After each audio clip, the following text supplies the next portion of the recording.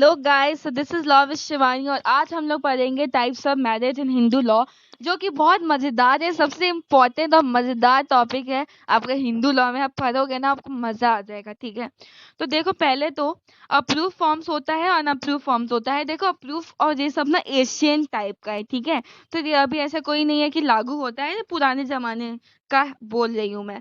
तो चलो ब्रह्म मैरिज में आते हैं।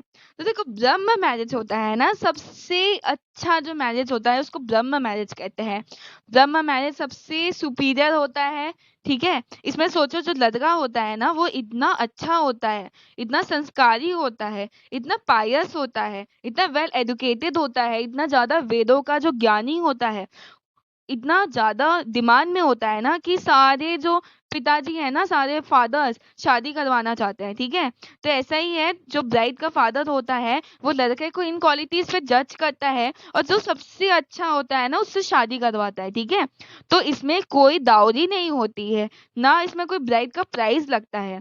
ठीक है, इसमें फोकस होता है एडुकेशन में, एंड इसमें फोकस होता है संस्कार में, वर्च्यूज में। तो ये सबसे बेस्ट होता है और सबसे अप्रूव फॉर्म ऑफ मैरिज होता है ब्रह्म मैरिज। ठीक है, क्योंकि देखो कि सारे जो मम्मी पापा है वो चाहेंगे कि उनकी बेटी है वो कोई अच्छे लड़के से शादी करे ना, तो यही है ब्रह्म मैरिज। ठीक है,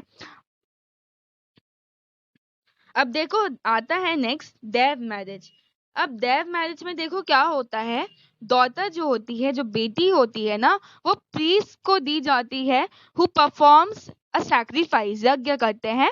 और जो इंफीरियर होता है, क्योंकि डॉटर जो होती है ना, दक्षिणा फॉर द प्रीस्ट होती है, उसके बदले शादी होती है। ठीक है, तो ये फोकस होता है इसमें रिलीजियस ड्यूटी। और ये थोड़ा इंफीरियर है क्योंकि अगेन, जैसे कि ब्रह्म मैरिज में there was no exchange. Okay, पर इसमें क्या है कि daughter is used as a dakshina for the priest, इसीलिए इसको थोड़ा इंफीरियर माना जाता है।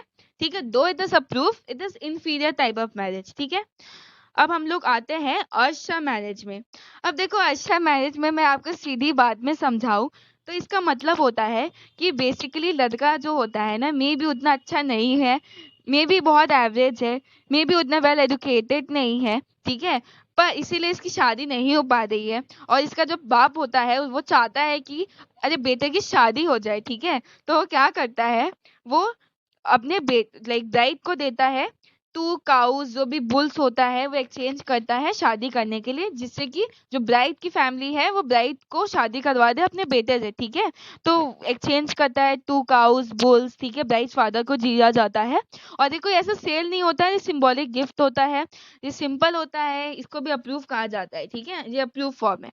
ठीक है, अब आते हैं हम लोग प्रजापत्य मैरिज में। प्रजापत्य मैरिज में देखो क्या होता है कि दोनों की जो पार्टनरशिप और ड्यूटी में फोकस की जाती है, इसमें मेन फोकस होता है।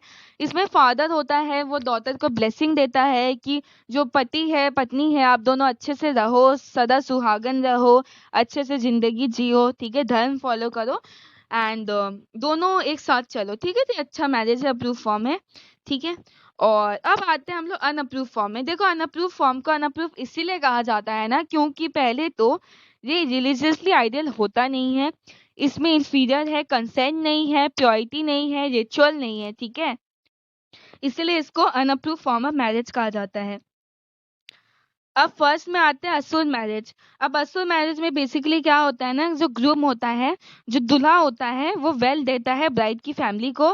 ठीक है, ब्राइड प्राइस होता है, जैसे कुछ एक, जैसे एक ये सत्यम है। ठीक है, ये ब्राइड है, ब्राइड की फैमिली है, ब्राइड का फादर है जो आशीष बोल सकते हैं। ठीक है, अब सत्यम क्या करता है, सत्यम का पापा इसके फादर आशीष जी को पैसा देते हैं शादी, इन एक्सचेंज शादी करने के लिए, डॉटर देने के लिए। ठीक है, तो इसमें एक्सचेंज होता है और एक बेसिकली एक परचेज होता है, और कंसेंट मिल सकता है ब्राइड का, नहीं भी मिल सकता है, क्योंकि ये फैमिली के ऊपर है। ठीक है, तो जस्ट बिकॉज इसमें मटेरियल एक्सचेंज होता है, इसको क्रिटिसाइज किया जाता है, इसको अनअप्रूव कहा जाता है। अब देखो, गंधर्व मैरिज ना लव मैरिज होती है। ठीक है, अब गंधर्व मैरिज मतलब दो पार्टनर्स होते हैं, दो बॉय एंड गर्ल होते हैं, दोनों के म्यूचुअल अफेक्शन है, दोनों को लव है एक दूसरे से, तो दोनों शादी करना चाहिए, करना चाहते हैं, दोनों का कंसेंट है, और इसमें कोई रिचुअल रिक्वायर्ड नहीं है, पेरेंटल अप्रूवल रिक्वायर्ड नहीं है।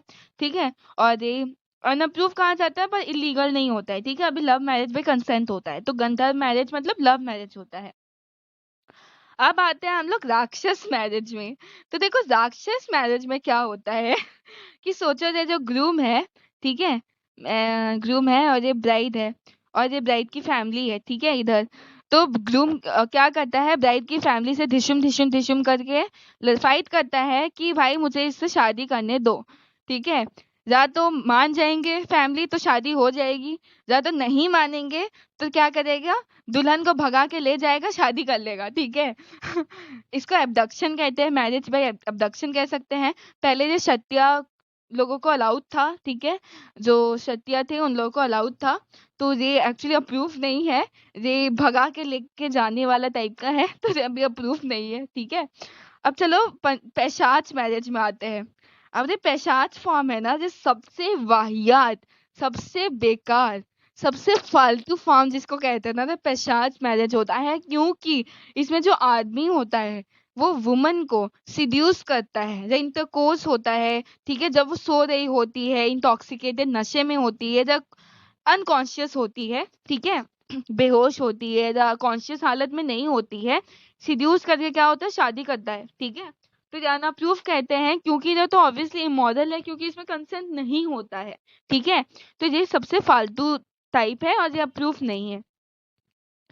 और अगर आपको नोट्स चाहिए तो मेरा टेलीग्राम चैनल ज्वाइन कर सकते हो आप, मेरा लॉ विद शिवानी नाम से आप मुझे सब्सक्राइब करो प्लीज़, क्योंकि मैं बहुत फर्स्ट सेमेस्टर के वीडियोस बना रही हूँ।